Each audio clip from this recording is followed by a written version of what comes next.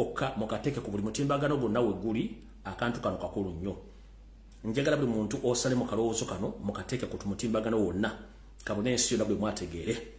Tutandise tuti mu kalowoozo kaleero katandise kati waliwo kirowoozezaako ng'otudde mu famire ne weetegereza bulungi nti emirembe gy'oba najjo newankubadde nti obwavu buba bukwekubya empi naye nga gy'emirembe gy'osinga okuba najjo.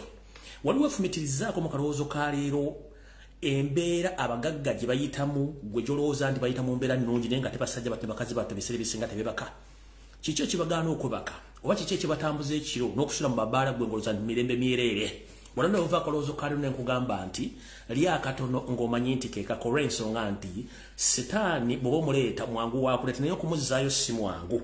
So nno mbakubira omulanga baganda bange mwenna abo bwala n'abo bulenzi mwenna basajja bakulu n'abakyala bakulu munnange lyanga akatono nga ke kakora ensonga nti kyonna gwe kyolowooza nti oyagala kifuna obunene bwakyo naye ng'okifunye mu makubo makyamu kitegeeza nti kiriiko mukisa kigenda kubonyaabonya kibonyebonye ggwe abaana bo n'abazzukulu abooluganda bakumana n'emikwano po n'abantu b'oku kyalo kyekiruwa. Ebiseera bisinga tubeera ku byalo kuno ne tulabako abantu abagagga ne tubeegomba naye nga tomanyi nsula ye tomanyi endya ye tomanyi bwalowooza n'omutima gwe guyimiridde gutya. Ebiseera bisinga mujja mwetegereze nnyo abagagga basinga obungi babeera n'ebizibu byabwe lwakuba tebabagamba. Omugagga ye muntu abeera n'omutima omugumu ogulinganga olwazi naye nga gwe tomanyi nti agulina olw'ensonga nti ye aba aliwo eringi okutta okufuna ekyo ekinene gwe kyosasobola kufuna. Kati njala bbaga muganda wange mbaddeko n'abantu abo era bwakunyumiza weewuunya engeri gye bawangaalamu basula mu mabaala basula batambula naye ng'ebizibu balina biyitirivu nnyo okuyimiriza obugagga obwo. Kati gwe muganda wange ali yalowooza okugaggawala mu ngeri eno nkuwagabuwa sigala woolina akantu kakatono kekaluwa.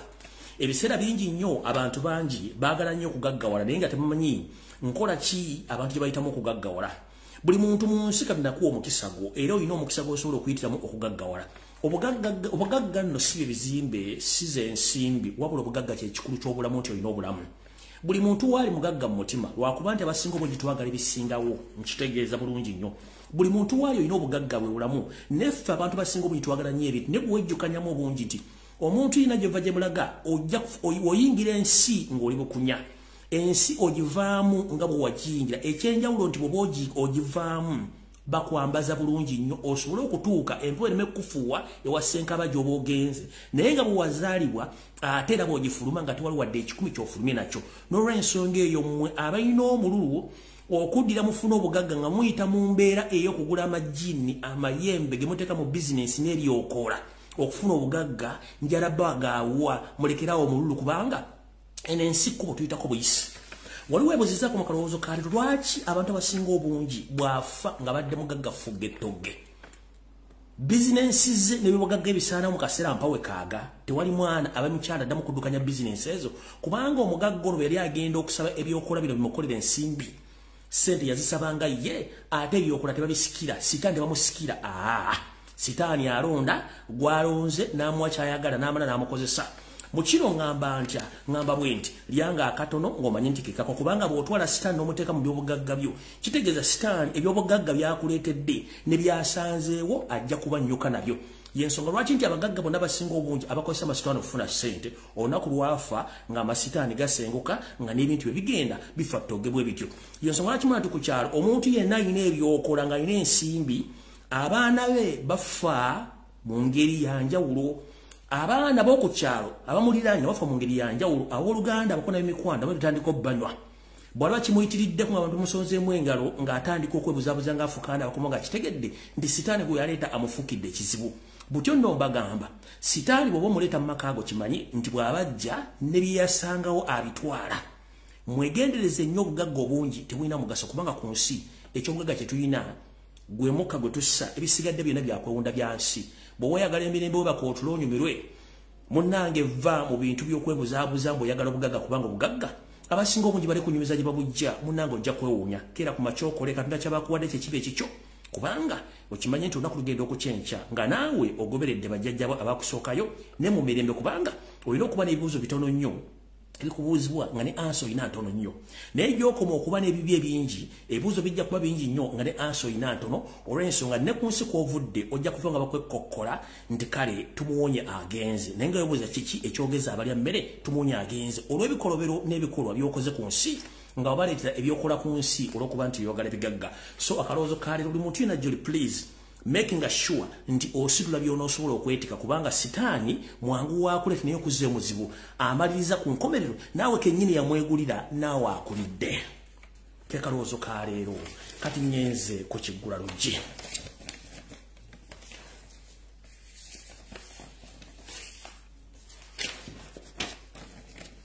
Alright. Ekigula Lujji kyalino kigenda kuba kyanjawulo era batumiddeko mwenna buli anyumirwa akanyumiro kana ak'Ekigula Lujji. Mbamanya abantu bangi bebuzaabuzanga bafukana aba ku TV ku radio stations e Kampala nga mulaba programu zino mbatumiddeko mwenna. Ekiri atabala kikiri anasigadde waka buli omu embeera azimanya ez'obuntu mweri gyayitamu okufuna ensimbi naye mu kalowoozo ka mu Kigula Lujji kya leero ngenda babulira ekintu kino kikulu nnyo. Nze nno njagala bagamba mu Kigula Lujji kya leero nti ebirwa birabirwa. Njagala motangira omukulembeze Fulbert Kyagulanyi Ssentamu n'omuvubuka gwe bayita Eddie Kenzo Musuuza. Ngenda kwawukanako n'abantu abana bonna abakoze video okuva olunaku lwa jjo ku bigambo byogedde byonna olw'ensonga nti nze emyaka 3 bweddu egiyise mabega nakola programu namba ne video gyeri ku YouTube ne ku Facebook lwakuba nti page esinga omungi bazitwala. Nali nakola dde ebyafaayo omuvubuka ne bagamba byonna kati ganagazze simawulire naye lwaki simawulire olw'ensonga sirwasoose buli kimu kibaddewo naye njagala mugamba ekigambo kimu.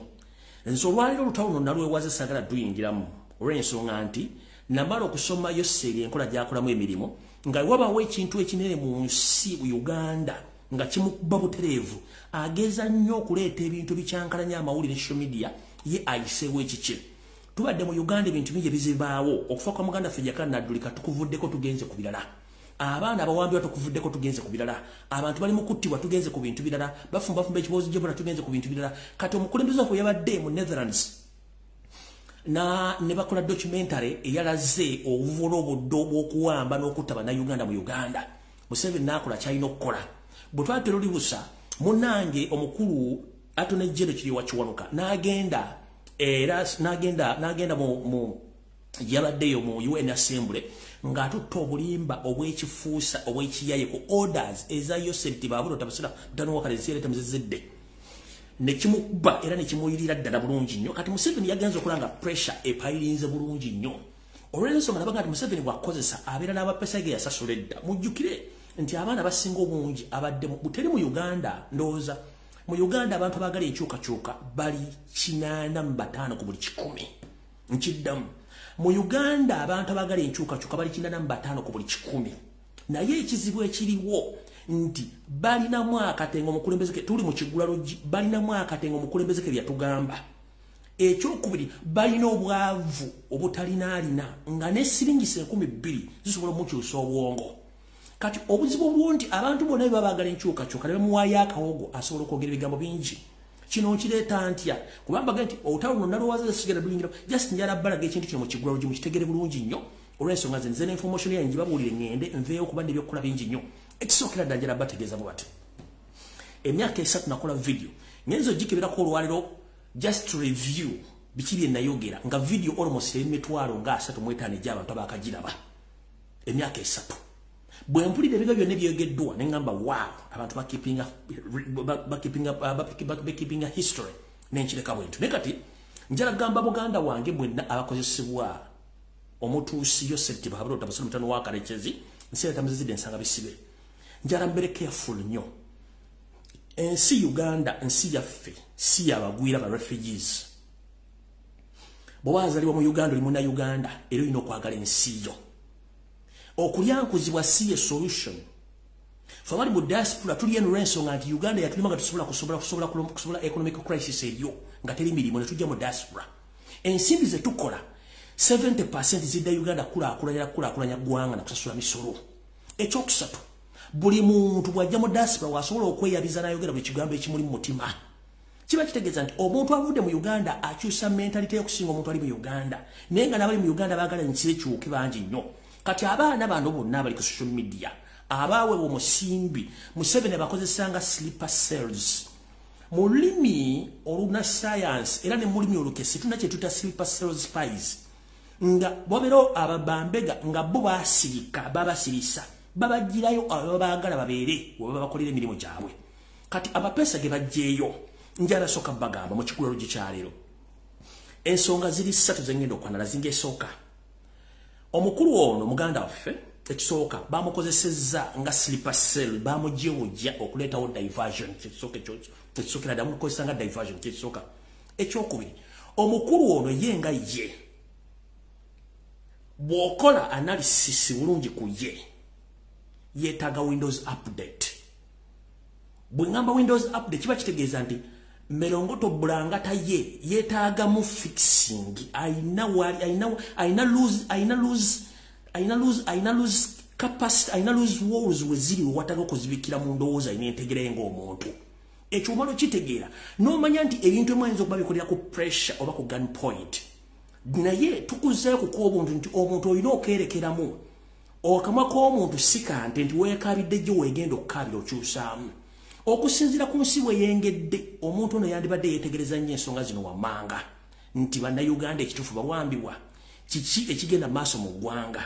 Naye ate bw'agaana okutegeera ebintu bino kiba kitegeeza nti ye musooke mwanalizinga eziri pointi ze mbagambye nti ye ng'omuntu ayinza okuba nga naye alina ekizibu kye ng'omuntu kye mbagambye nti yeetaaga Windows update ate teweerabira naye alimu kakao mentality. The moment omuntu abeera mu kakao mentality tobuuza njogera n'ategere bw'agenda kwogera kyenjagala kati wano wensimbulidde mu kigula lukikyaliro.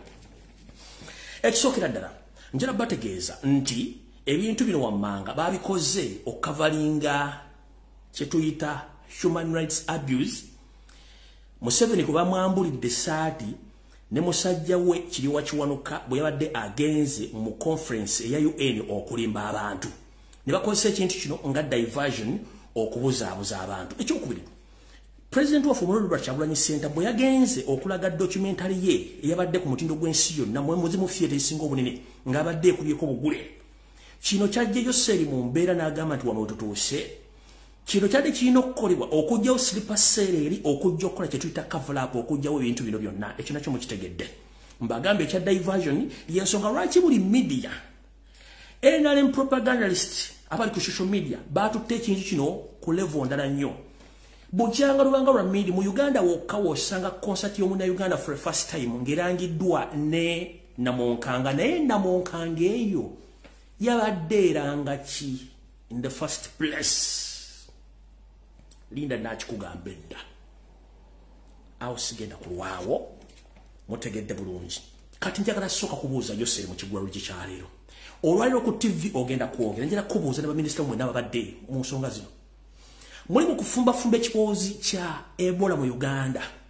Ekyokugula amasomero ngenda kujja nakyo njala kubuuza. Bwe tubanga tuyina outbreak crisis eya Ebola mu Uganda, how dare you allowed such a huge concert to happen in the middle of the city, in the country where that the government announced that there is an outbreak of Ebola in the country, and you allow a concert which almost collected 500,000 people. Do we still have that outbreak? Nchidda mu Luganda lutuufu. Munsi gye tulimu nga nayo Yoseri saazi nagenda kukwata enjogeza ajja ku TV ayogere ng'eyanobako ate nga yanobako. Njala kubuuza ensi erimu ekirwadde kye mugamba nti kisaasaanye. Ng'essaawa zino abantu motuga batuge n'emira mu mugiwamba n'ogamba nti okkiriza abeereyo concert. Naye nga concert eyo yabaddemu abantu abakunukkiriza mu kitundu ky'akakadde k'abantu n'ogireka ebeerewo tuba tukyayina Ebola. Muno mulimu baminisita b'abagenzi ne babeera ku concert eyo. Mulimu banebyabufuzi abagenzi babeera ku concert eyo. Mulimu abamagye abadde ku concert eyo. Kati tuba tukyayina ekirwadde kya outbreak y'Ebola. Kikibuuzo kye mbuuza. Nabagamba mentality buzibu obusinga okugamba abantu nti balina ekirwadde ky'obwongo balowoozanga nte ennyonyi eyo eyazze eyabadde mu bbanga nga yeewuuba. Nfunyeeko oluvuuvu mulesina konfirming ne kanduyise wano. Yabadde erina ebintu byefuuyira. Naye ate ebintu bino byefuuyira temujja kubeera surprised nga mu wiiki emu bbiri okuva kati bajja baga nti ekirwadde kyeyongedde nnyo. Ng'abagambye nti kati bwe kigudde ejjinja after ng'ono Yoseri amaze okgendayo mu wiiki ewedde yennyini nga amaze okgendayo ne baga nti ejjinja ekirwadde kiguddeyo. Kati bino njala bibagambye mwategere mu Uganda baleme babuzaabuza. Ekituufu kiri nti bino byonna babikoze okuggyawo emboozi yabadde etambula ku international level ey'okutulugunya okuwamba n'okutta Bannayuganda. n'okujjawo obuyaayi wa Museveni bamulagiddeko mu kkooti y'ensi yonna nti abadde alimba nti abaana tebawambibwa ne bakikola nga cover-up. Kati omukulu gwe mulabye oyo gwe bayita Luba Invents azze n'agamba simanyi biki ezo zonna bonna ba state mafias abateekeddwa okujja okuzimba embeera ebeere ku social media. Kati ngenda basaba na national platform n'abanatupa, please temuddamu kutambuza kintu ekyo.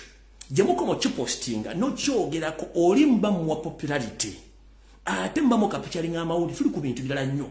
Nina video gye mbalaza ku spreading of social media bali mu kuwa bana Uganda misana tukukina kintu nkirwa amawuli omuntu tumanyi ani gwakolera tukitegere bulungi nnyo tuwana world diversion nogeza ku capturing media. Kyemba muna nti aba NRM bennyini ate bavuddeyo ne bakikuba bakizimbulukusa. Gwe njagala ondage ku social media muntu ki asinza okuzimbulukusa ekintu kino ekyo tuyita reverse psychology. No NRM ajja kuvaga nti akuba kintu kino ekyabaddewo ng'akuba munnaabwe naye ng'ate bakipika muri mwongere kisindika mu kisaasaanyi muve ku mulamwa.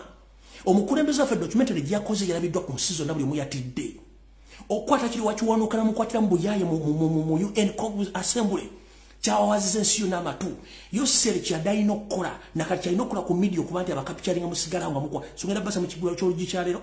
Please temudda mu kusharinga kibozibozi omusajja mumuleke mumanyi yaani byayogera matanka ng'empale za mukamaawe mumuleke gyani zisigina mukwatako. Njagadde bawa just analysis yange mutegere namukola analysis 3 years back video jeri sisobola jiza ne buli akoze ekintu kyonna ekyokumu exposing n'okumwogerako. Please seize fire mumuve ko mumuleke naye nga mbasaba omuleka oba kwole batoliko gezoddemu ofulumya video yonna ng'oyogera ku bantu b'omu diaspora ng'oyogera ku kibiina kya National Unity Platform ng'oyogera nti Uganda eri safe kwolondooza ndijjira mwanda weya okwabya nga nfundikira ekigula LUJJI sho eno gye mwalabye nga mbaga nti yabadde cover up of all these events which happened last week. But international artists abavudde mu East ne Central Africa bazze image yabadde inakulaga the whole world population that whatever Kyagulanyi Ssentamu is doing to expose Museveni tekiriyo kubanga Ugandans are happy enjoying festivals, are happy enjoying concerts countrywide. Kyekyabadde kiraga yensonga lwaki nti TV zonna radio station buli kimu bakipampiza ekintu kino kirakutana nti oyo aliyo mu abalimba eno TV zonna ziraga abantu bali happy teri abakwatako emmere bagiga bikimbo just njala bategeza tekirino kyadde bulungi nnyo nga kitegeke bulungi nnyo nete kiwa makulu tukireke nenze wengenda okwabikira naye tuveewo bubi nnyo ebisigadde byonna byogedde tubireke bibeereyo naye aveeyo akola ensobi addemu ayogere ekigambo kyonna kulo nja kugira mwanda we okukola live nja kufaafagala kubanga nkumanyi from A to Z just njagadde kiisa mu kigula LUJJI abantu bakitegere tugende ku video haya kamba jeyeyo ndizo tektamika kayimba kanutandike video ya leero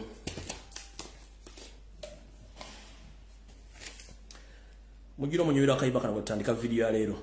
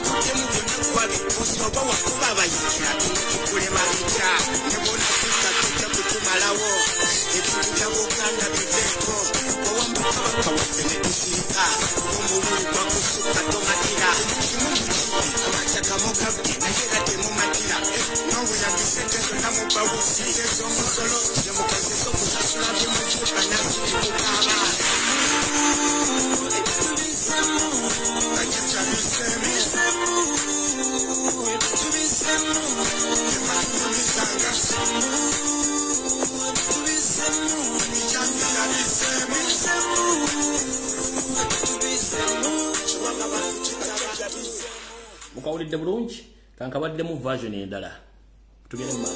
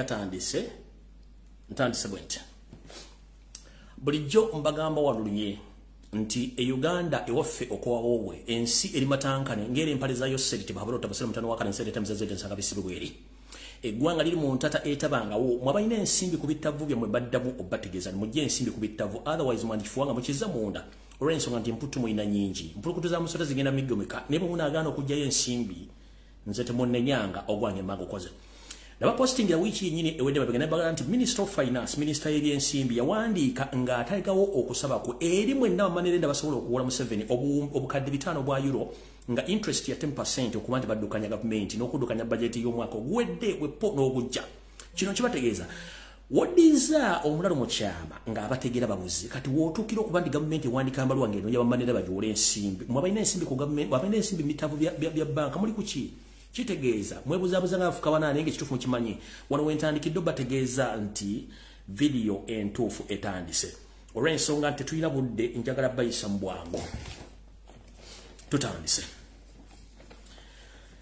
njalo kubaza mwenna abakyakola video ku TikTok, Facebook wepone emikutu emirala okuba nti musaasaanya information n'okutegeeza abantu mu Uganda okugula amaaso olw'ensonga nti bannayuganda baakujjukiza nnyo olw'ensonga ebimu bigenda mu maaso Wotogera ngekiri Kongo kitokota sikisaanikire nga amajeka na agaba vandi magakubiddwa ku the extent kati badduse balimbe birabye virunga eno virunga ndoza mu ku national parks esingo mu Kongo era nga tamacha na kibaza kubanga buli kimba kibakoledde babakubye kuba malamu omuntu nga wotogere sawa zino nti amajega Kongo gabali konfete lwa kubanti eyenteseganye je mulaba yakiyita mu Lawrence ngati no mukulu agirimu yeni agiridize no kutwala ya maje yomo kabinja kaba na basajja abalete entalo mu East Central Africa sono mwegendereze nnyo enteseganye tezigina kuva mukulu wadde enteseganye tezigina kuva mu kintu kyonna wadde ekyo mugaso mu gwanga wepo ne mu East Central Africa akona konka maze kali wano kyadduka buddusi tugenze maso radio lubusa ne mulengera amawuli agagamba nti amasomero gagenda kugalibwa ngenda kuzomweza 25 omwezi gwa 11 mu mwaka 2022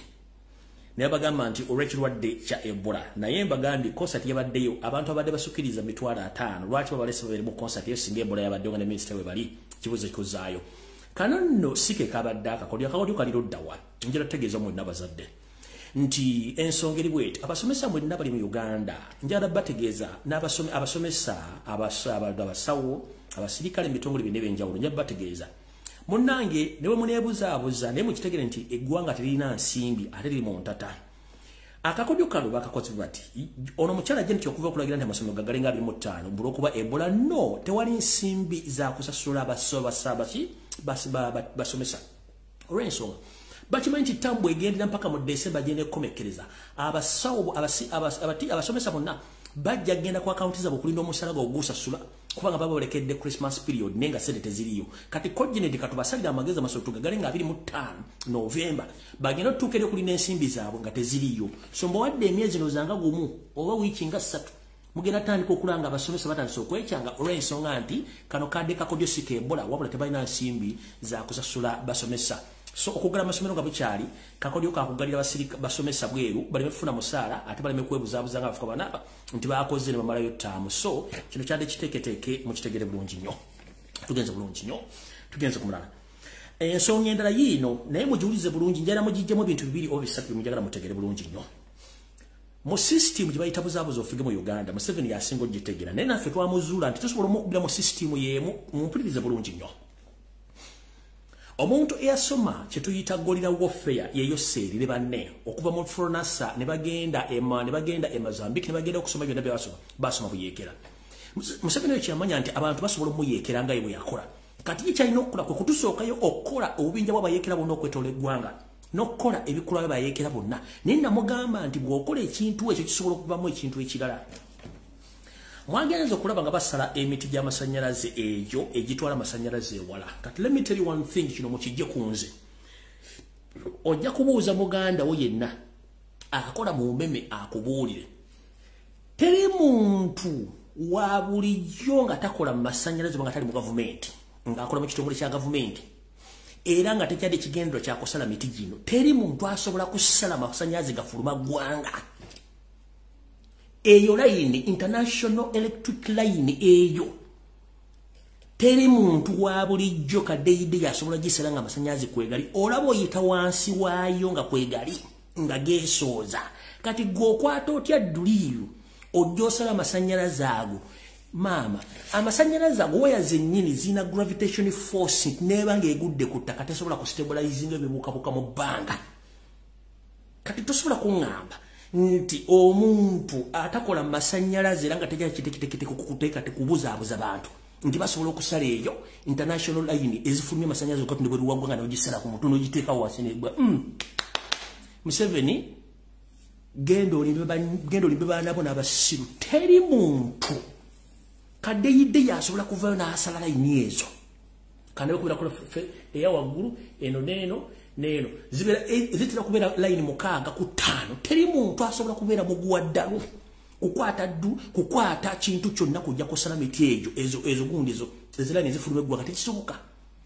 It's an inside job. Kyamanyi obulungi nnyo nti amasannyalaze basooka gajjako okusala ebintu byo kuba tukimanyi bulungi nnyo. Iso seemwayi bali mu kukola ebintu bino okubuzaabuza eggwanga nti waliwo abayeekera. Ekyokubiri ekyokendeeza poliisi nabagamba bakikola emirundi ebiri esooka. Bagezaako okukendeeza ennamba oba lisiki singa abeerawo abantu abatuufu basobola okubba emmundu ekyo bakikola. Ekyokuli bagezaako okukendeeza ku nsimbi ze badde basaasanya ku poliposti ze bongedde mu bitundu eby'enjawulo. Ekirala kikino ekyebijambiya nabaga bateeka fiya mu bantu ate nga waliwo ne kibapulaninga kye bujjawo katono kati mukitegedde bulungi. Kati kubakulya ssente nti amasannyalaze gano agaasaliddwako bijambiya byonna inside job naye bino ebintu bakola bijja kuvaamu abantu b'omunda abali origini bagenda okukola ekintu kino. Mujja kitegera kubanga Museveni ali mu kutya. Mukitegedde bulungi nnyo. Genda obuuza omuntu yenna akola mu masannyalaze nti eyo layini omuntu asobola okuva n'akwata layini n'agisala busaasi nga takola mu masannyalaze nga tamanyi bwegakola. Teri muntu asobola kuvayo kusala eyo layini eyo gye mulaba etambula egenda ebweru w'eggwanga tasobola. Taliyo inside job. Bino byonna ebintu Museveni abikola okubuzaabuza naye ate ababimukola bali mu system batya. Ebiseera bisinga Yoseri bamuzanya emizanyo gy'atamanyi naye ng'ate naye yagizannyakokko. Whenever sente zibula mu saturations ng'alina bajjenno bangi alina be yalimba obukulembeze bamuzanya emizanyo gino okuteeka security ye ku bunkenke asobola okulibizinga sente azibawe. Gamba nga CMI ISO ne ESO wepo ne polisi n'amagye. Kati bana abali mu system bwe bakola ebikolobero bino Museveni mwali promo gati egindi bakoze kino egindi bakikoze kino egindi netuna information abayekera bali batebe Museveni kimwaliza either okwewola afune sente bazobi ne bitongole byokwerinda bisobola okugenda counter attacking gachi ebintu binenga ate bana bamukoledde report eyo benini bibali mukola ebikolo ebyo. So bana bakola ebikolo bino bako wadda government eno na ekizibu ekiriwo kiribwe ekite. Ngenda basaba na Uganda bobo ino mwoyo mukume kwe mwaja mwete mulekana temwogera nnyo njala babbirako. Abasajja basinga obunyi mu system bagikowa abamaji bakowa system naye ekizibu ekiriwo ne bw'onojja n'ogamba omuntu tulina pulani ABCD zigenda okukwera 12 ez'okumakya nga Yoseri yakifunye dda. Reason being Museveni kuno kuoli ne muhozi kwali nayo yokwerinda nga tuyingira akaluka no Kyagulanyi ya wangula abaana bamu abali mu kitongole kimu kisigenda kumenya bayina mission nga bagenda kuba convoy ya Museveni yonna ne boogerako n'abakungwa mu FDC nga ne Sala Musumbo ya envirigo ziweddeko yali mu kubayitegeeza mission yeyo ne bamugamba twetaaga ensimbi bwezi zingende ku account zaffe ffe tukole omulimu gwaffe tugumalirize ebisigende twagala kumata omukyalo ne banne abagema information bwagenda okukera enkya ku ssawa nya information nga Museveni yagifunye dda abaana abasalako busazi mitwe mu kifo ky'okukwata ssente baziwa abaana bano baagana okuwa ensimbi information bagiwa bwe Museveni ategeera abaana babasalako emitwe bonna era ne convoy n'agikyusa reason being abaana bangi abali mu system baagala ekintu kino kiveewo bakooye naye batya family zaabwe zigenda sigala zikya ani agenda facilitating family zaabwe singa bavuddewo kubanga bogenda mu lutalo bya option B either okudda oba obutadda naye bannayuganda twasama twogera oba tetusobola kusirikako kyansobeddenze kati mwa abasajja abakulu omwana abaana bage omutugera mu kubira wa twetaaga nsimbi zigende ku account zaffe bwe tuba tetukomyewo kiba kiwedde ffe tuba tukoze omulimu gwaffe abakulu bagenda kuwa information abaana babasala nakati bwe kitiwe kiride so many Ugandans who are willing to retaliate against Museveni but the problem too much wolokoso abaana boogera basama tebasobola kusirikira kigambo ate n'abaana abantu bali willing kuluzinga bulamu bwabwe family zaabwe kusigala nga ziri matiga olw'ensonga teri muntu agenda kulabya family zaabwe ekyo mukitegedde ate network abagijjako ki network abagireke abantu bategere information okitegera abantu bategere information bakitegeere so buloba nga bakwata mu internet kitegera nti baba koze eki baba tegede kingendako awo sigenda kulwawo ngenze ku information endala alright kyona ekigera maaso mu ggwanga nakyo kise kinegula butogerere sawa zino ebitongole bisingo bingi mu ggwanga yosero okuba nti akwata ku bisubi yaragidde ebitongole bisingo bungi kyetuyita parastatal bodies zitandika oku training abakozi bonna abali mu bitongole ebyo babenga basobola okusupportinga government mu ngeri yonna esoboka in case wabeerawo okwekalakaasa in case wabeerawo okulonda oba ekintu kyonna nga basobola okuwagira government kino buli kitongole batandise okifoosinga okugenda okukola military training era nga wetwogera abakozi ba National Water and Sewerage Corporation bakama bwe babagambye atasobola kugenda kukola training binyike mu nsuwa tojja kusobola kubeera naffe ndowooza let me see here nzokambalage wano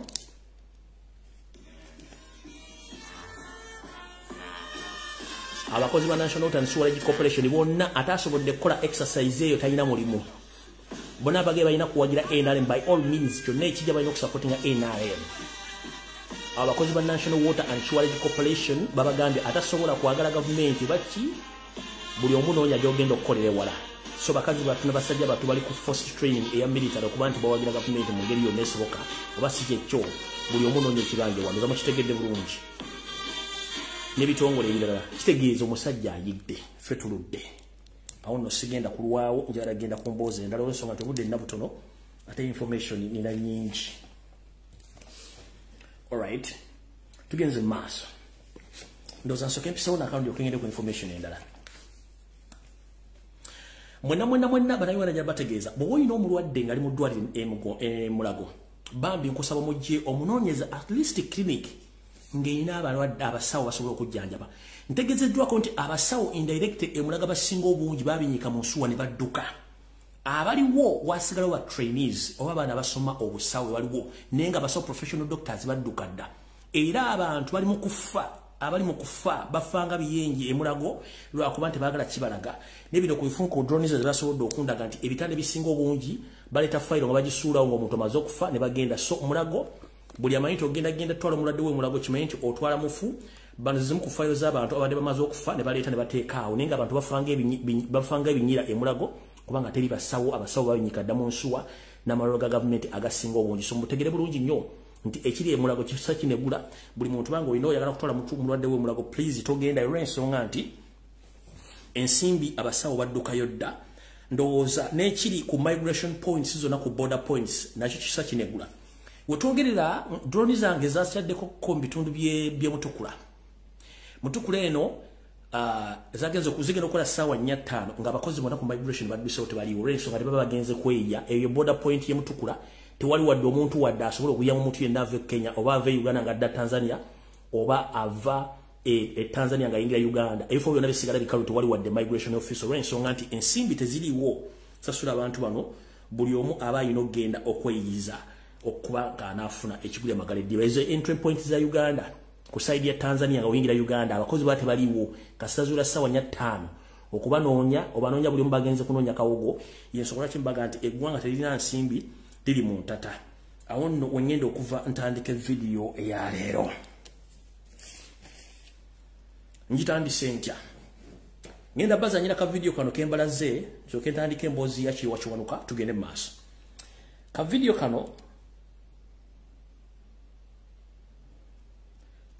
mukale bulungi nnyo kale katambula ku mutimbagano engeri bade bawamba mu muntu misana tuku uyo musajja mukulu bamuwa bamuteeka mu motoka bamutwala misana tuku bawamba bantu mu Uganda gye muyita ensi yammwe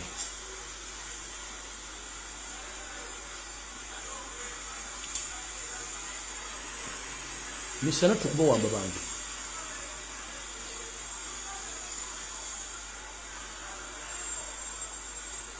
uyo ampakira mu motoka bamutwala misana tuku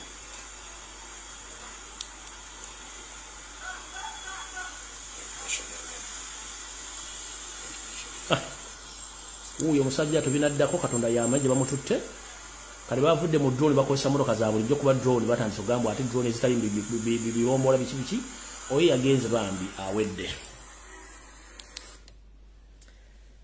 kati mukulu kiwakiwanuka Attorney General kulikayo mu lukungaana lwadde ogenzeemu ng'owebuzabuza nga afukaana aba naye mujjukire okusinziira ku information gye nfunye later on ntegezeddwako nti omukulu ono kiwakiwanuka nga banabagambye nti alimu kakao mentality esigena agenda mu history mu genesis ya background ye who is he in his family kubanga basinga obugimanyiko nefe natwe bana Uganda as long as tuzaliba mu Uganda esigena gendayo but ntegezeddwako nti omukulu yagenzo genda mu lukiiko Geneva yabadde amaze okuwandiikibwa statement yeyo nga alina gisomanga bweri naye on one condition abaana n'omukyala abadde bawambiddwa nga bali mu State House Entebbe nga muhozi abalina ku gunpoint. By all means he had to read that information to the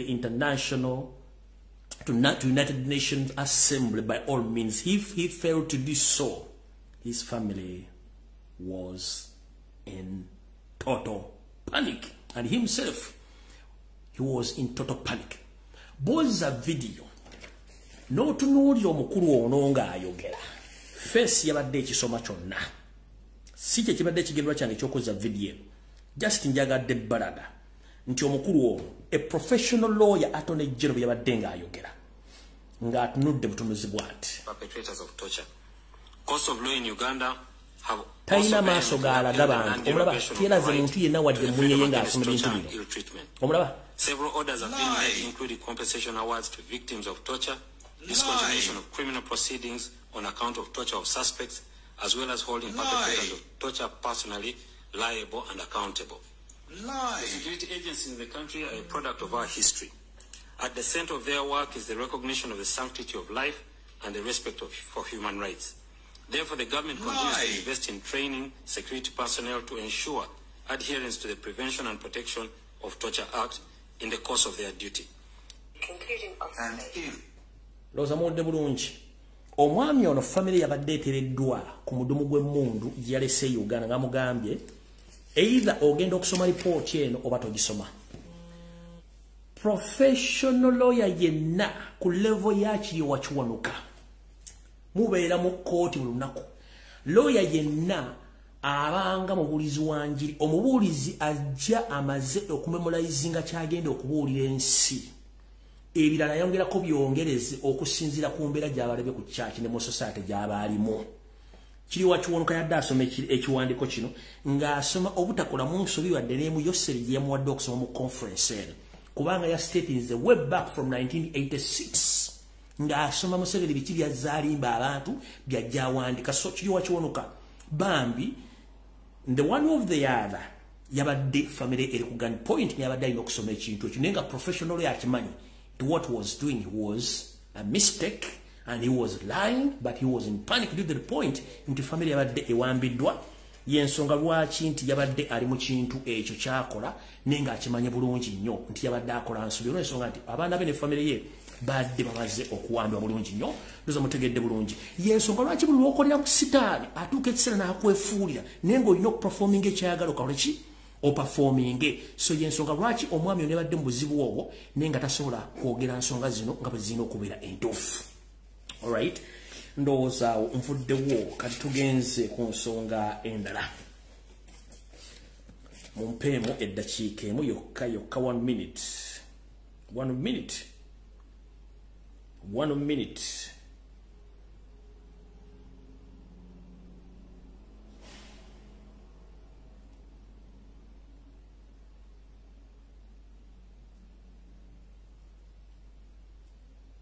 One minute. Pamada chikemu yuka.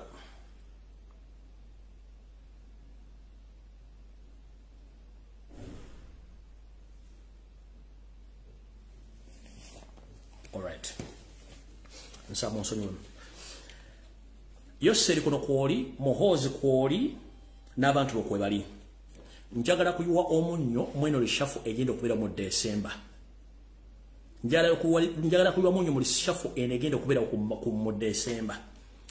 Nga bwe twogerera essaawa zino nti omusajja ali mu ntata tamanyi kiddako ayagala kukyusa government nyagenda gikyusa ekisooka njala obebaza mwenna bakupye muhoozi project mugiteeka wali ne MKS Mike Kasasiro mbaata ya nkoko mwebale kukola mulimu ogwo n'abantu abali mu diaspora batambuza enjiri mu balire ddala kati reshuffle yino ene proposed reshuffle Museveni gyagala okukola mu December ng'akyusa government erinnya ly'owulira mu lyonna agamu gali proposed okufuna ebifo nenga teganna confirmingibwa ne ulira bulungi nnyo olw'ensonga Museveni akimanyi nti agezezzaako okusindiikiriza omwana olwo amuteeke mu public ensi emugule wabula ensi eganye mwana mulenzi naye yennyini yeewuunyiza olw'ensonga bakozesezza ssente z'ebitongole byonna nga bazisuubiza buli kintu kyonna naye omwana agaanye okutunda jjukira bagamba nti gwe ne woddira munabagooca n'omuwolako ekigodo ennyama eri esigala ya munabagooca kati bw'obanga Museveni kennyini wafuuka ekyo tosobola kusindikira kyokola kyo mutugule ekyokola it is impossible tekisoboka yosobola kiba muri jekitiza kati kyayino okukola olw'ensonga tena gwa trusting then bakyusizaamu agamba atya mu December wonna waanagira okukyusa agenda kukola reshuffle mu government naye nga kyagenda okukola agala kyusa bukulembeze buno abuze mu ngeri ye gyayagala mujjukire Museveni asoma nnyo ebintu by'omugenzi Mugabe bye yakola era nga wetwogera Museveni emandwa za kitawe kalekezi zamulinyeeko era ne yekyusiza mu kiti ng'embabazi n'agamba nti ku reshuffle gyagenda okukola eno proposed reshuffle okusinziira ku Doniza this is a proposed reshuffle which meant to take place in December ye kennyini agenda sigala ng'omukulembeze naye asuubira okuleeta kabiite we maama Njovu Enterprises Janet Kataha Museveni oba Janet Kembabazi nga vice president we nga omugenzi we Zimbabwe yakola okuleeta Grace Mugabe n'abeera n'alyoka acunya abantu kati ono agamba nti bw'aleeta maama Njovu Enterprises n'afuuka vice president kiba kitegeeza nti ne bw'abanga agambye nti avuddewo maama Njovu Enterprises yafuuka president ekintu kyabasigaza kikutte bulungi nnyo nga bakola ekirala kati mutegedde bulungi onagenda sigala nga president maama Njovu Enterprises yagenda okufuuka vice president mu reshuffle ejja it's a proposed reshuffle mumpulira bulungi ye kennyini Yoseti Bahabura Ndabasira mutano wakale nsete ndabizeze desanga bisibe yagenda osigala nga president then maama Njovu Enterprises Janet Kembabazi Museveni yagenda osigala nga yagenda okufuuka vice president mumpulira bulungi nnyo tugenze mu maaso kubanga ekiri ekiwongole kyaluzinga popularity abantu bakyagala bakikowa kati prime minister baproposinze mukulu Nobert Mawobe yagenda okubeera prime minister don't be surprised muli bulungi nnyo ngenze maaso omukulu eyabuzabuzanga afuka n'aba so nga ate gonna mazzi ne bwe yeetoola okwetoola ensi era asigala yeebuzabuza ago baproposinga okumulonda yalondeddwa ne tebanamuwa kifo kituufu kuba tekinategerekeka kusinziira ku droni zange yeyita omulodi w'ekibuga Elias Lukwaga bamulina ekifo kibagenda omulondamu Saina so mulya nga ne bamulonze temwewuunya ekyo nakyo nkimbaze tugenze ku musajja omululu eyeyita omuganda eyasokera mu Buganda Land Board kati nga minister wongo mengo kwata chwala male nono yomu kubali ku lukanda lw'abalonde abagenda okulondebwa okubaka ekifo kyonna kibamuwa mu government eddako mu December singa kibaawo naye nze kuyiwa mu munnyo mudde bulungi nzize kuyiwa mu nnyo biro bwembi kuba tebijja kubeera so mukidde bulungi nnyo so mukulu eyasokera mu Buganda Land Board n'atudde leka lya Buganda n'alekawo akasawo kamu ono naye amanye gabaddeko ku lupapula ekya proposed then kuliko abakulembeze abamu mu National Unity Platform amanya kanga sirikire kubanga ngenzo okuleeta ensasagge nga nabo balondeddwa okuba nti bayinza okugira mu reshuffle eyo nakyo mukitegedde byensonga nanda bagamba tange problems of rural Kyagulanyi center but surprised nga bamulonzeemu abantu nga ira Museveni bwakola bwalina akamanyiro resho nga ina abantu already muffe tugenze ku muhonzi Kanyarugaba proposals ziri bbiri either omufuula army command a full army commander wa Uganda oba omufuula minister of defense kwa ife bibanyizo mulondera kaichimo tugenze ku ndaba enkola endala olw'ensonga nti information efuluma nnyo yo seriti bahabula otabusira mutano wa Kalekezi list eno gyenfulumiza n'abalala besigenda kwogera ssaawa zino bakimanyi bulungi nnyo nti sente ziddukanya gavumenti ziriiwo kati omwami ono agezaako nnyo okulonda abantu already bamanyi nti bali so demandful tebagenda mukolera bintu bino olw'ensonga tebagenda mukolera bintu bimubuzaabuza nakwongera ku kyayisa gavumenti ye so n'abalala nja kuba bategeeza mpolampola kubanga toni yange yanzibiddeko bubbiko ku kiki ekigenda okubeera mu reshuffle so ebira bijja kujja mpolampola awo nawo ovuddewo tugenze ku kirala project promoting Bavandume ekyagenda mu maaso naye njala bagamba ekigambo kimu nti bomula ku TV nga kuliko omusajja yali ayogera Oluganda n'atandika okwogera olusesere n'ayogera Olujapani amaaso ne gamutwakaala n'atandika n'okulabira ebyo byeyogera ng'atandika mu kwogera ebyo by'okulumba mumuveeko muleke naye alina ekizibu kawo mentality ali mu merongoto bolangata kati ono yegatiddwako n'omusege gunne waago gwe bayita Fred Mbire kulomukaaga luwedde mu State House Entebbe abavubuka bano babiri balabibwako jjukira be batandise ekiboozibozi kyaki ky'abavandimwe kati njala bazzaako mwate temutegedde lwaki omukulu ono yabadde azze ku boodi y'abavandimwe kambazanyireka video kantuleke tugende mu maaso ba information temwategedde lwaki yabadde azze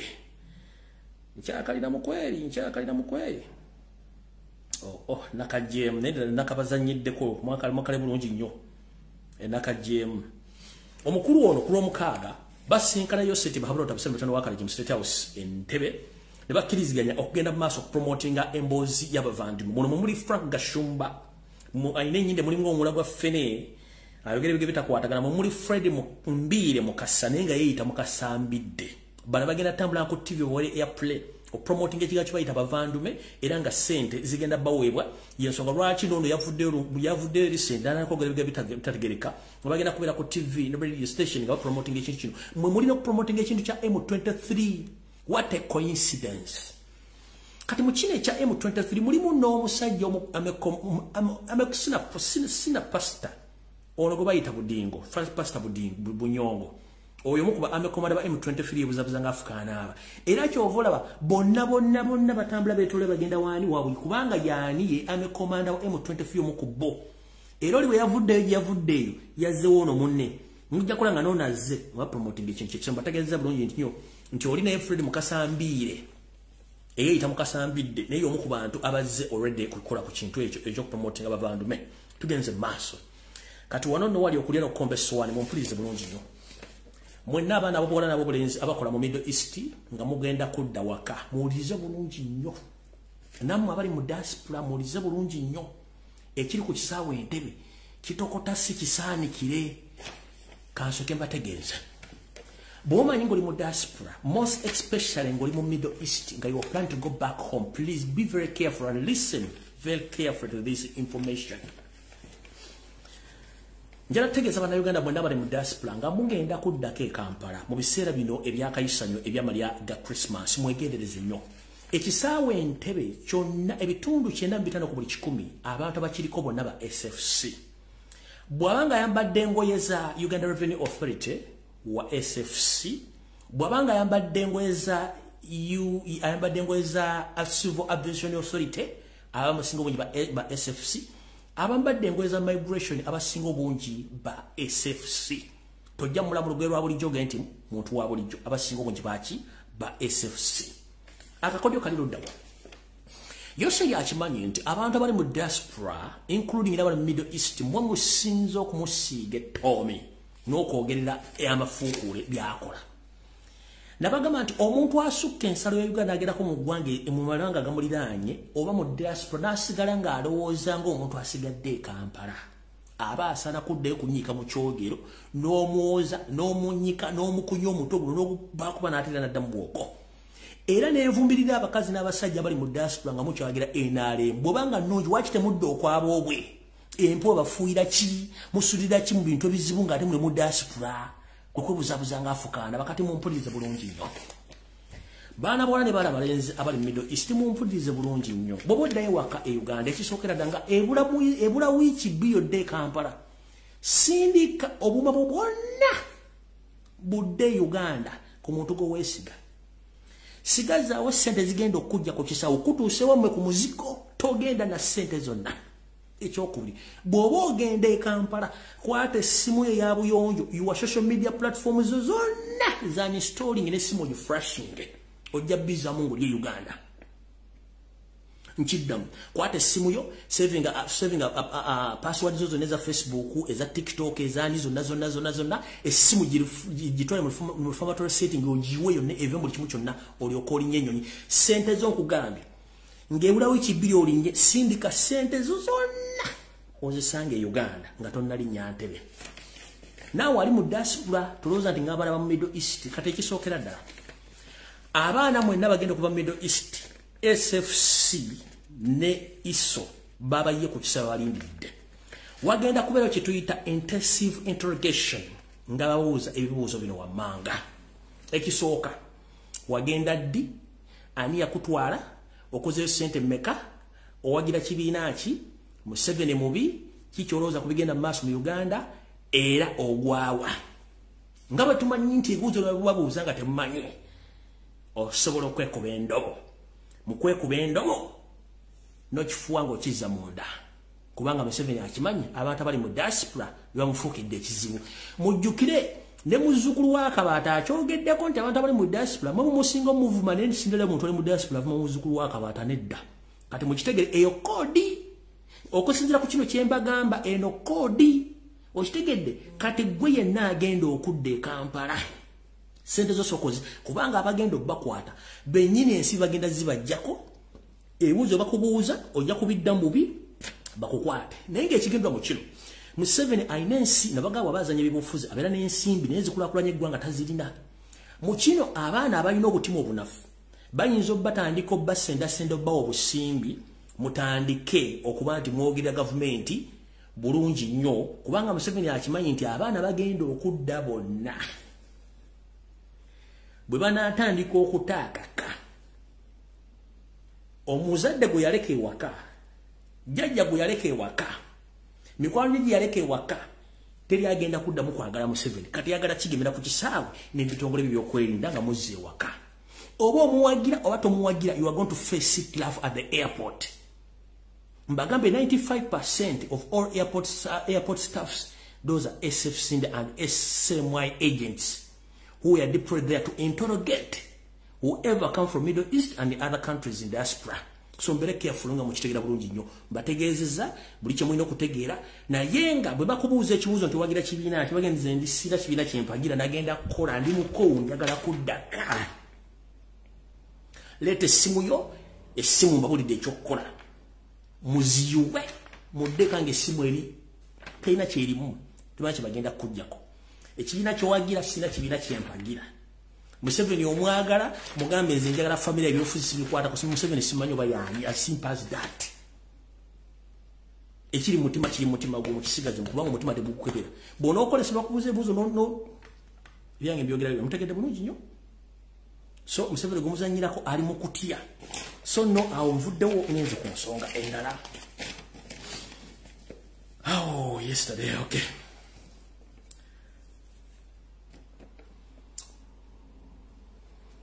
so waliwo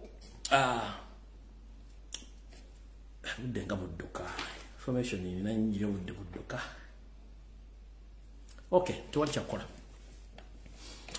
waliwo company eno message yaregedde abazadde mwenna eba na Uganda mwenna bagala okudduka mu Uganda kituufu Uganda mbi era ewunya neba mbi mbasaba n'obwogere muleme kubeera kubabbibwa waliwo company eyafeze abaana era nanyini company eno okusaba oddiza abaana bano sente zaabwe company eno wiiki eno yennyini obadde oyagala kufulumya abaana 66 naye nga abaana bonna abakoledde fake documentation era abaana bano baganda okukisaawo okuyitawo ku lunaku olw'omukaaga n'ennaku eziddiringana abaana bano bonna baganda okuyingira naye nga nanyini company eno musajja muvandimwe era nga simala omuntu alabye n'ebintu bino mukulu nanyini company eno bakuyita mukulu nanyini company eno company bagiyita Workways Uganda Limited Workways Uganda Limited nanyini bamuyita Abdallah Sacha license number yo eri E21051143 ngoli machindi lukuli migadde stage kwata sente z'abaana banda Uganda bonna biwajjeko ensimbi zaabwe ngo batwala katakola ate si yono yekka n'abalala bangi bemubyeko ensimbi zaabwe ngenda kusoma amanya g'abaana bano naye sigenda kusoma passport details zaabwe nabo kimu naye buli mwana yenna amanyi nti bakubbye within this period nga company yakubbye mujja kuddiza abaana sente zaabwe abaana kuba faces ekintu kino abaganda okufuluma eggwanga nammwe abagenda okuyingira eggwanga kati byene ebibuuzo byebakubuuza kati nammwe abasuubuzi mumpulize bulungi nnyo before nga sinasoma manya gali bwobanga oli musuubuzi obanga ova mu Middle East oba ova mu nsi yonna obanga obadde osuula waliwo ebibuuzo ebyo basente bagenda okubabuuza ku airport ekisooka bagenda kubuuza airline kije wakozesa nga ogenda nga okomawo kyekibuuzo ekisooka ekibuuzo ekyo bagenda kugamba sente meka zokozesa ngoli okozeseza ngoli gyobadde bagenda kubuuza nti hoteli ki gyobadde okozesa gyobadde bagenda kubuuza sente meka zo spendinze mu kusuubula bagenda kubuuza sente meka zokozeseza mu kugula ebintu byolese mu ggwanga Uganda era twagala kumanya obuwandiike bw'ebintu bino buli luddawa kati omusuubuzi kasitaka kutanda n'oleeta invoice oba receipt kuwagulidde ebintu n'ogibawa oba owedde bagenda kukuba omusolo to the extent ebintu bikulemerewo nkiddamu eno ekibuuzo ekisembayo kiri crucial nnyo mwenna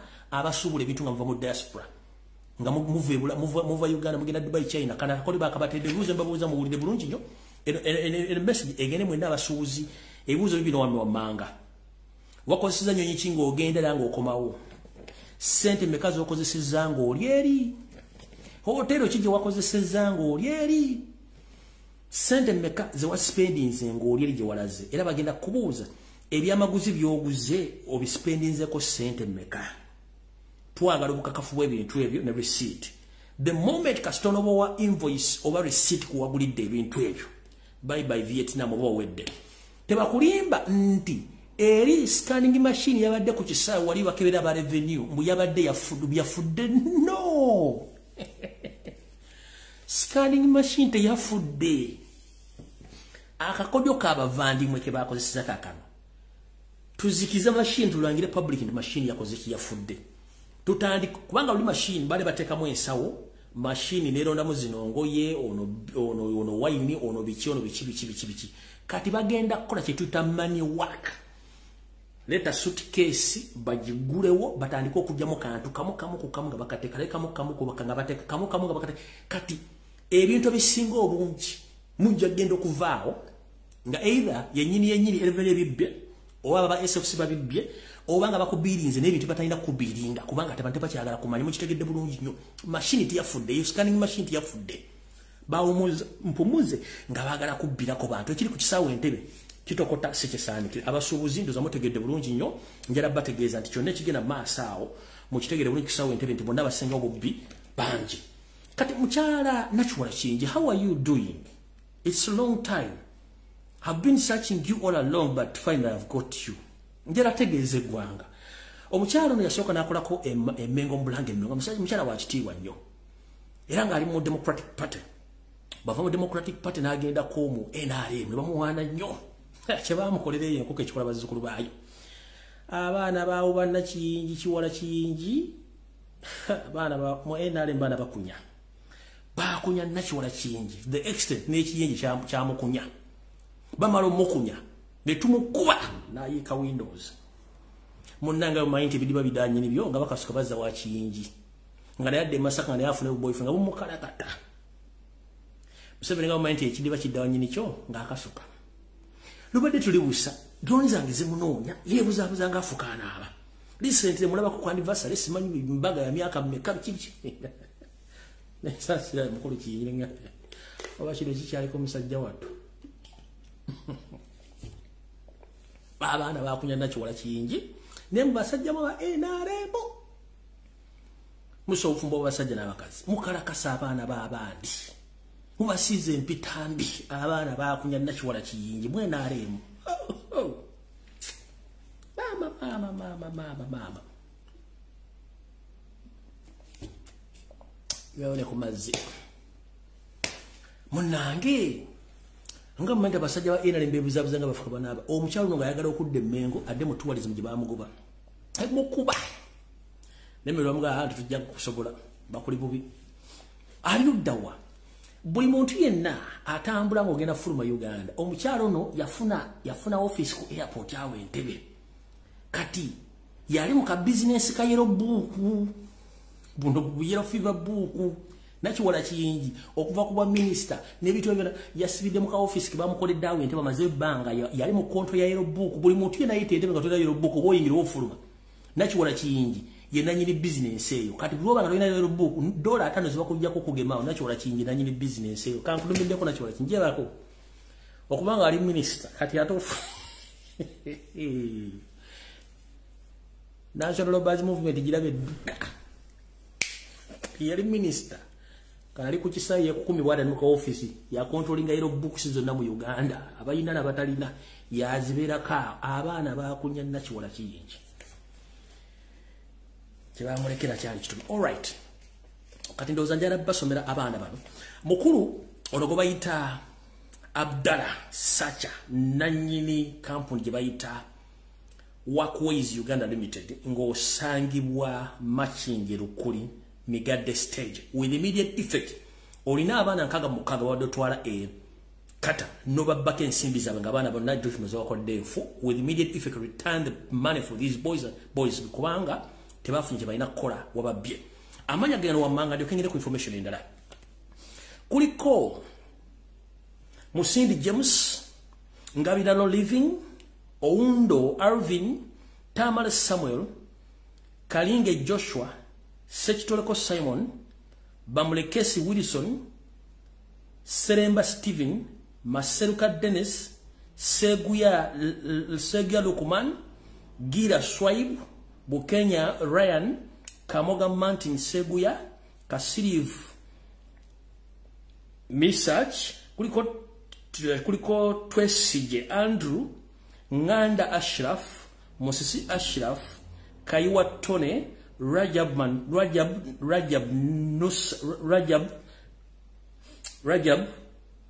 Nasa kuliko Kimbo wa Ashraf Sembajwe Steven Kasereka Joseph Wamara Hamza Tomusime Isaac Nyombi Gerardi Maega Mpama Moses linda konawe Mpama. Oh my goodness. Mpama Moses. What is your name? I'm called Mpama Moses. Yes. Namba nanja go gira jibuna jakeyo. Naenga mukuru. Please with immediate effect is the sente za abana bano kubanga abaana abantu tebafunye kye balina kufuna sente zizzeeyo bulungi nnyo ndowooza tunyumire bulungi ensi ng'abantu bakutadde ku buzibu mukulu nannyini kampuni bagiyita Waxways Uganda Limited amanya go gwe Abdul Sacha license number yo eri E2105143 ngosangibwa migadde lukuli ngosangibwa machinde lukuli migadde stage zayo sente z'abaana kati bana Twitter mbwangu yankubanga obudde bugenze njagala mbazanyire all right kansoke mulindeko Yoseri kuno kwoli mwawuliddeko Yoseri nga yerogoza nga alinyiddwako emmandwa era nga baproposinga nti abayindi bafuukibwe tribe mu Uganda naye ng'ekintu kino mukimanya bagamba nti India ng'eggwanga ddene nnyo naye lirina abantu bangi nnyo kati bano abayindi abali mu Uganda amini abasinga obungi bagoba bagende Bungereza kati bali Bungereza be bakola nga ba agent ba bloka ba Museveni kati bano Uganda bali mu batta teri mu India yavudde okugera ku kigambo ekyo wadde okuwamba naye ye olwokuba nti ali ku pressure sente zonna ayagala zijja mbayindi mwandiwulira essayina nga azina agamba nti proposing okuwa abayindi bano okuba nti gwe ggwanga limu ku bayindi ensonga lwaki tulina ekizi mu Uganda tulina abasajja n'abakazi abaganda abayika Windows abali e Bungereza naye nga begase n'abayindi abasigala e Bungereza abali mu kupromotinga Museveni n'ebikolwa bye era nga tebogerwako n'omukulu gwayita John Sentamu eyaliko Archbishop wa York mu kavideo kengenda okuzanya mugenda mula bulungi nnyo nga ayimba oluyimba lw'eggwanga mu maaso ga Charles naye nga abantu bonna bayindi kati bano basindikiza ekintu ky'eggwanga ly'abayindi okufuuka limu ku ggwanga mu Uganda muliwulira bulungi nnyo mukawulire bulungi nnyo Sentamu mugenda mulaba n'abayindi bano nga Charles bayimba oluyimba lwa ggwanga naye nga balinga basindika message wa Charles nti bayindi Uganda era nga n'omuganda wa Pastor Kayanja eyita Sentamu naye waaliyo omu ku bantu abatadde nga bali mu kukola ebintu ebyo wulira bulungi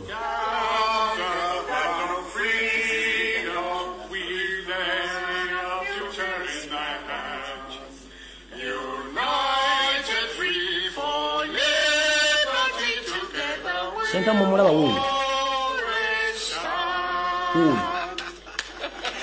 nawunziko omutwe baba kakaka kabinja kabayindi mukalaba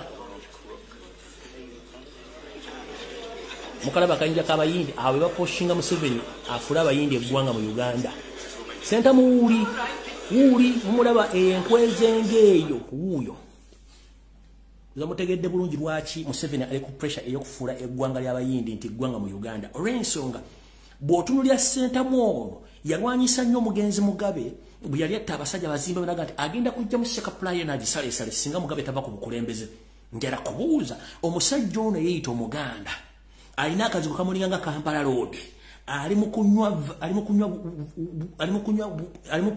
mu kweyagala kusendeza omuwa omusolo ng'akolya Museveni ensi yafe bagifudde ekintu kyakunaabiramu bunaabizi kyokka nga bali mu kupromotinga ekintu kino bana basigadde e Kampala babo citizenship oba obutuuze bavuke bana Uganda ye ng'ali Bungereza gy'alira ensimbi kati wetugamba teri agenda kulaba ggulu nga muwooza nti ensi etunula nabagamba buli muntu yenna wooli mu nsi yonna Katonda gy'ali togobereranga omuntu yenna omulya mmere genda nga ku makya osaba essaala zo bw'obanga ogenda okuba kasala saba essaala zo niyo omuntu ayitibwa omulya mmere bambi tomusibangako kintu kikubanga ajja kukulira bwera ensimbi zo era abantu abasinga obunjabulizi b'enjiri tebalira baggulu okugjako gwendiga golira eggulu Sentamu kakabadde mutegere bulungi nnyo nga bakyazizza kabaka wa Bungereza omupya naye nga ye anenya mutwali ng'anga enkuba engende n'enku ayimba luyimba lwa ggwanga ali Bungereza amaze emyaka miitiri bulira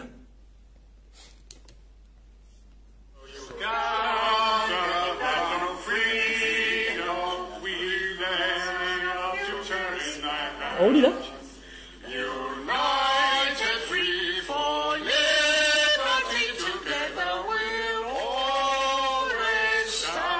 nawunziko omutwe ng'enkuba etenda endiga obulaba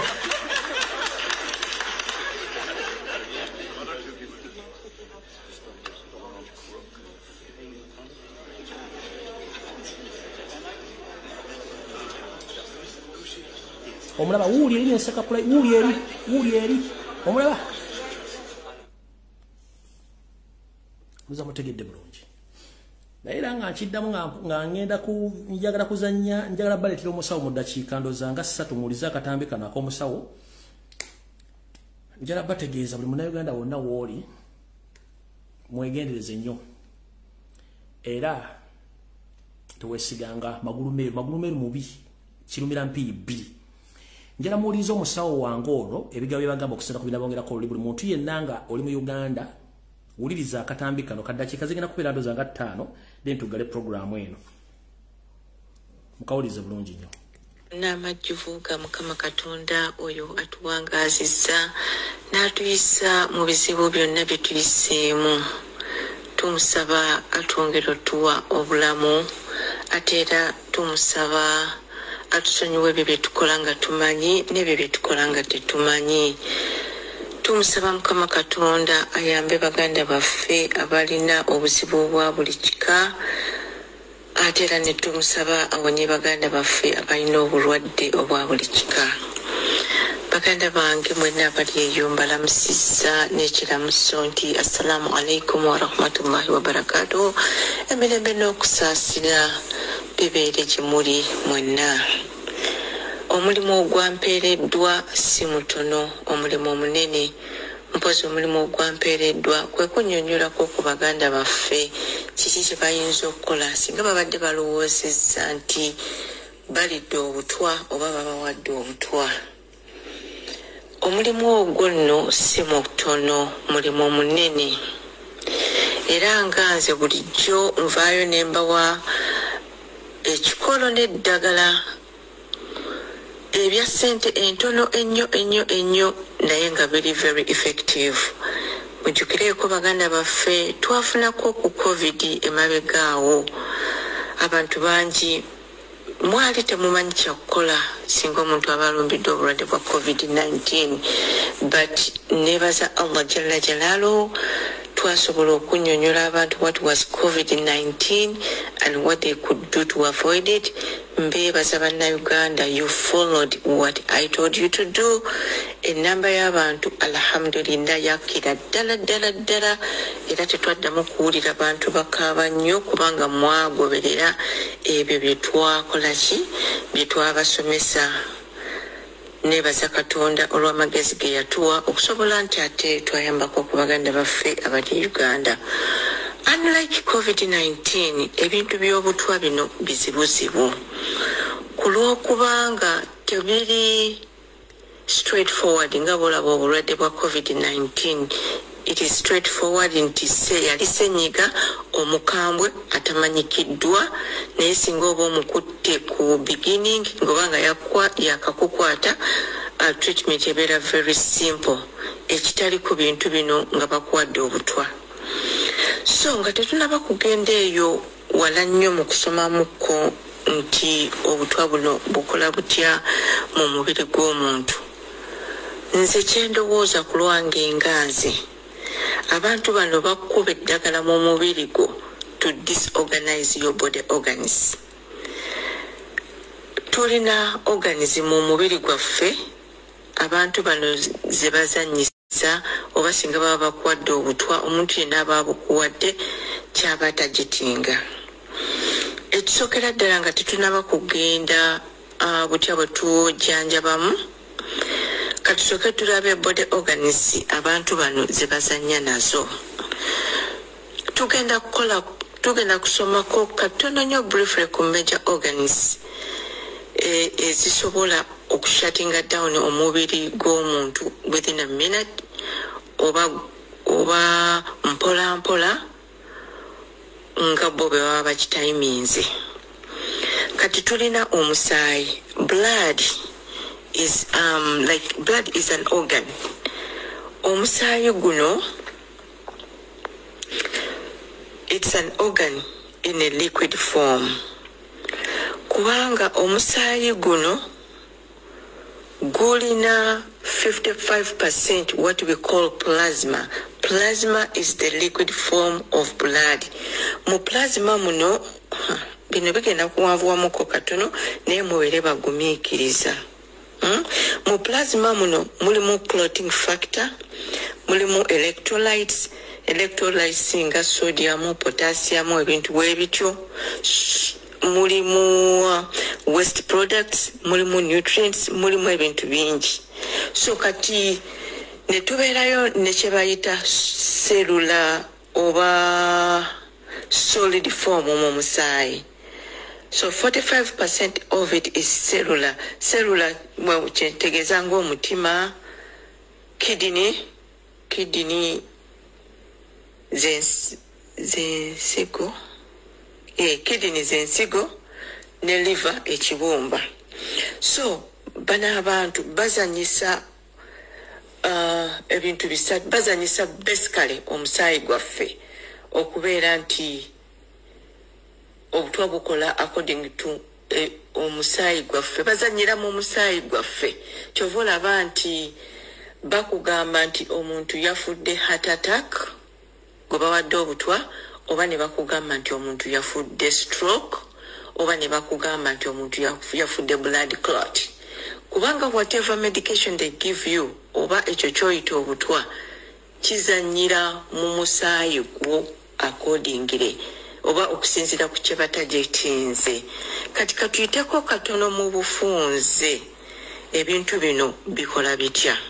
Kati nga bakugambye nti omusaayi gulina liquid form ate ne gulina ne solid form. Kati bayinza okuwa obutwa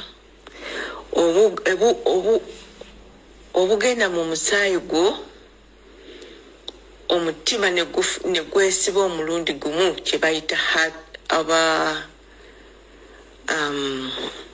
attack oba cardiac arrest. Abo baba bazanyidde mu musaayi gwo kuba badde ebintu bye bakuba omusaayi gwo ne gwekwata n'ofuna blood clots. Okitegeera? Kati awo omutima gusobola okusirika omulundi gumu kubanga guba omusaayi gwekutte at one point. Biba bizibu nnyo bino ebintu okunyonyola mu Luganda, naye gwe kyoba okwata nti bazanyira mu musaayi gwaffe. Eddagala lye batuwa lizannya n'omusaayi gwaffe okubeera nti batukolako. Kati bwe baba baagala katuyiteko katono ku functions z'ebintu bino. Kati nga batulabye nti bayinza okuzanyiza ku kidneys. What is the major role of the kidneys? Kati kidneys zino zifilteringa ebikyafu ebiva mu musaayi. Kati kitwale nti bwe tulya emmere, bwe tumala okulya emmere neebeeramu nutrients, naye si buli kye tulidde nti omusaayi gwaffe gukyetaaga. Tulya buli kimu, n'olya amapeera, n'olya ffene, n'olya gonja, doodo, biki ebyo byonna. Kati w'omala okubirya omusaayi gwaffe guno gusengejja kubanga omwo mwe tujja nutrients, proteins, biki byonna tubijja mu mmere gye tulya. Kakati kidneys zino omulimu gwazo kwe kusengejja omusaayi guno ne gujjamu omusaayi omulungi ne gugenda into your blood stream ne gugenda mu mubiri gwo. Kati omusaayi ogwandibadde ng'omusaayi omubi n'ogufuka ne gukola. Kidneys zino ze zikola ekintu ekyo ekyokugeza. Kati kankugereze, olina caayi gw'ofumbye gw'ogenda okuwa omugenyi. Kakati caayi ono omufumbiddeko amajaani, omufumbiddeko omujaaja, omufumbiddeko entangawuuzi, omufumbiddeko ekisubi. Kakati togenda kuwa mugenyi, togenda kukwata binika ofuke caayi oyo mu kikopo mulundi gumu. Kubanga bonna ofukamu mujagenderamu ebikikya, mujagenderamu entangawuuzi, mujagenderamu omudalasini. Obeera n'akasengejja n'oteeka ku kikopo ky'omugenyi n'ofuka caayi, amajaani, entangawuuzi, omudalasini nebisigala ku kasengejja. Kati eri wansi ne wagendayo kacaayi akatali mu kintu kyonna. Kakati kidney ke kasengejja akasengejja omusaayi gwaffe. Omusaayi ogwo kati ono caayi gw'ofuse mu kikopo kibale nti gwe musaayi omulungi ogugenda mu mubiri gw'omuntu gukole bulungi. Ate bino ebikikya ebisigadde ku kasengejja kuchitwalenga gwe musaayi omubi omuntu gwajja okufulumyanga omusulo awo waliwo science mungi naye gwe kati kitwaliraawo bwotyo. So kidney zikola emirimu mingi nnyo. Emirimu ogwokubiri kidney eno ejjamu toxin mu mubiri gwaffe. Toxin kijja esinga okujjamu bagiyita urea, simanyi bwenyinza kubigamba mu Luganda. Kati toxin bagiyita urea. Actually it's ammonia. Tugendako wala mu nsonyiwe naye njagala tutegeere ekintu kino. It's ammonia that it breaks down into urea. Kati urea eno n'ogifuka the toxin, one of the toxins gy'ofuka singa obeera nga kidney zo bamesinza up nazo eno toxin egenda kusigala mu mubiri gwo. Bw'eneesigala mu mubiri gwo kiki egenda okukolera? Ekikulu ennyo kyegenda okukolera ekikyamu kwe kutabula obwongo bwo. Kyovulaba omuntu asobola okugwa eddalu because of ammonium level ennyingi eziyingidde mu mubiri gwe tezisobodde kuvaamu omuntu asobola okutabuka omutwe. So one of the roles of the kidney kwe kubeera nga ejjamu toxin mu mubiri gwaffe. One of the bad toxins yeyo ammonium gwoba ojjamu. Kati onoomutegeera otya? Kati ngawo kati twala ekifaananyi okutegeera ammonium. Twala ekifaananyi mu toyi z'e Kampala munansonyiwa. Toyi z'e Kampala ezedda nze we nakulira ezitali ezakaakati. Ezedda twalinanga toilet wali nga ku CPS. Abantu bagenda awo ne bakola susu ne beeyambira awo. Kati jjukira mbu baba tebazisimudde ogenda n'oyingira mu toyi n'ekukuba ekisu ekyo. Kati ekyo ekisu kyekuba that's ammonia. Ekyo ekisu kyekuba n'owulira ng'ogwo omusulo gulinga ogukubalagala. Kati ekyo what you smell right there singa kidney zizo zibeera nga zifunyemu obuzibu nga bazizanyisizza whereby nti zifudde tezikyasobola kujjamu bikyafu, eyo smell gy'owulira oba ekyo ky'owulira it will be in your blood stream. Ekinaddirira ogenda kutabuka omutwe. Okay? Kakati n'ekyokusatu ye liver. Liver eno era nayo playing around with it. Ne babeera nti singa bakuwadde eddagala eryo oba butwa obwonoona liver yo, eddagala lyonna lijja kwekwata muli kubanga the liver metabolizes the drugs we take, medications we take. Naye kakati wenoba nga liver yo bagyonoonye, obutwa bakuwadde obutwa ne bugyonoona, ogenda kubeera nga era namo ne toxins zisigalamu endala mu kibumba. Ate ekibumba kikola n'omulimu omulala. Omusaayi gwonna ogugenda mu mubiri okuva mu lubuto n'ebyenda guyitira mu kibumba. So kakati singa era ekibumba ekyo kiba kifudde, still ojja kubeera ne toxins mu mubiri. Kikola ebintu bingi bye sisobola kubagamba wano. So again, kyenjagala okujja mu bintu bino kwe kubeera nti tumanya nti these people batuwa eddagala oba gwe kiyita obutwa obusobola okuttirawo amangu bwe playing around with your heart n'ofuna cardiac arrest oba stroke oba heart attack. Kati ate ne bakuwa n'eddagala oba obutwa obutta empola butta mpola obutwa, bagenda kukuwa obutwa obwonoona ekibumba kyo oba obwonoona ensigo zo. Kati singa ensigo ziba zifudde, ebikyafu byonna bijja kupilinga up mu mubiri, bipilinge ofune complications nyingi, ogenda ofa mpola anti woofiira ddala. Ekyo kinjagadde okujjamu nti bajja playing around with your body organs to either kill you slowly oba kill you abruptly. Kiki kye tuyinza okukola okubeera nga Allah tusaasira ku bintu bino? Buntu bubiri bwokka bwe buti, nze mumanyi nzija n'abuntu butono nnyo, bugula 15,000 eza shillings, naye nga Allah akuyisizaako n'obeera ng'owona. Ebikwatagana n'omutima oba omusaayi okwekwata, akantu katono nnyo bakayita baby aspirin. Ka baby aspirin ako kayambako omusaayi guno okubeera nga tegwekwata n'okubeera nga Luganda kijja kuyambako omusaayi guno okubeera nga tegwekwata. Kati singa omusaayi guno kujja kuba nga tegwekutte tojja kufuna agamba omusaayi guno okwekwata kiva ku nsonga nnyingi nnyo. Kati tusobola okufuna omuntu wafuna cardiac arrest omusaayi guno gwekwata akakapatiko akwekutte kasobola okumigratinga into the lungs ne katuula mu mubiri gwo n'ofuna pulmonary embolism oba n'ofuna ekintu kyonna ekiyingira muli mu mutima gwo n'okutukirawo right away.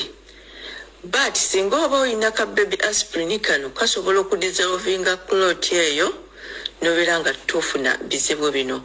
So my advice to you, woowuliriramu katini bwoti nti omutima gwo gutandise okukyankalana tolinda. Naddala abaami mulinda nnyo okwegumyagumya okwo tolinda. Nandibadde nga mbasaba abantu mwenna Uganda buli omu agule ebintu bibiri. Agule baby aspirin, agule activated charcoal tablets oba capsules. Bintu ebyo bibiri alla mwagenda okuyisiza. Baby aspirin omutima gwo bwe guwulira nga gukyankalanye owulira omutima gukuluma weekwata okola otya. Baby aspirin ebeera 81 milligrams of aspirin. Awamu abeera 100 but 81 is better. Kati singa baba bakuwadde obutwa nga wakabuwulirirawo activated charcoal zino zikola nnyo within 24 hours to 48 hours. Singa baba bakuwadde obutwa n'obuwulirirawo, just buy those activated charcoals. Actually, don't even just buy right there. Beera nazo mu nnyumba zo nga bulaba bwe twabeeranga n'entangawuzi nimaawa oyo kafankunaye wa covid. Right now ekintu kyolina okubeera nakyo alla mwayinza okusaasirira ye baby aspirin ne activated charcoal tablets oba capsules. Kakati capsules ezo singa woowulirira nti olubuto lutandise okukuluma ebitali bya bulijjo woomirira empeke ebbiri. Then the following day nomirayo emu n'oludako emu. Tomira nnyingi. Don't go over 2 tablets. Omira emu osooka nomira bbiri then 1 kumakya emu olweggulo ate noddamu nomira 1 like nga after 5 days. Eddagala lino ly'amaanyi nnyo lirina side effects nnyingi. Lwaki omira activated charcoal tablets? They act as binders. Kati singa oba omize poison oba ekintu kyonna tebigenda genda mu kibumba kwonoona kibumba kyo. Tugambye bwe baba bakuwadde obutwa buno bwonoona kibumba bwonoona kidneys. Because medication is metabolized in the liver, tebigenda na kwonoona kibumba kyo. Bigenda kukola butya activated charcoal tablets zino zigenda ku actinga nga binders. Obutwa bugenda kwekwata kuli like nga woolaba magnet. Kitwale nti olina magnet olina n'obugirita. Kati awali magnet notekawo ejjirita oba metal oba anything empiso byonna bigenda kwekwata kuli. So zino activated charcoal tablets zigenda kusikamu obutwa buli mu mubiri but they will act nga bakabukuwa. Kirungi nnyo nga bakabukuwa. Like within 24 to 48 hours. Kati togenda kutegeera kubanga abantu abanakuwa obutwa togenda bamanya. So what you have to do, beera nga mu nsawo yo wonaabeeramu ne ssente. Beera ne baby aspirin ne activated charcoal tablets. Bw'olya emmere ate temwerwazawaza. Just gw'omanya omubiri gwo. Your body can communicate to you. Woowulirira nti this is unusual. Just take something, just take those activated charcoal tablets. Zigenda kusikamu obutwa buleme kuyingira mu your body system. How will you know? Wonoomala okubutwala okunywa activated charcoal tablets ogenda kuddukana. Bw'otandika okuddukana Don't stop. Ogamba banange nzirukanye nnyo kanteeka mmere eddagala ndekerawo okuddukana. No. The more you kuddukana, the more you excrete that poison into your feces. Njogedde nnyo ndoza katusoke tukomekaawo.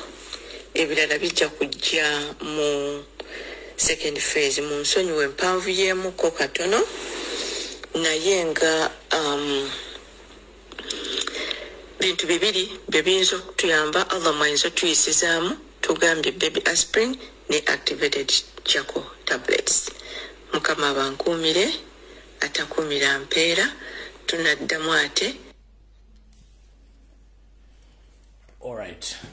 Bana musawo muwulidde video mugiwulidde byebasa mubiwulidde bulungi nnyo ndowooza ne bwentema video ewedde tusinkana olunaku olulala lwonna Mukama bankuumira atakuumira mpeera mwekuume naye nga bwetulwanyisa Museveni aveeko essaawa yonna tudde okwaffe nkiddamu video ewedde mutambule mirembe Mukama bankuumira olunaku lwonna mutwale omusawo bagambye namwe mwongerako ebyo n'okubuuza abasawo abalala kubanga gukuba muno n'ekirala ekizimbisa omuweesi ku kkubo kulagirirwa wakulagirira so bye bigambo byange byaleero Mukama bankuumira atakuumira mpeera neeriddewo bye.